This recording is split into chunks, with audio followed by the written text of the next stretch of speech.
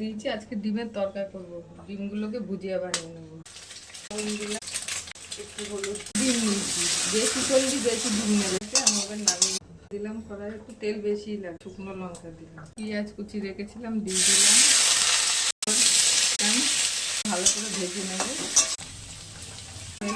দিলাম আদা রসুন লঙ্কা জিরে বাটা।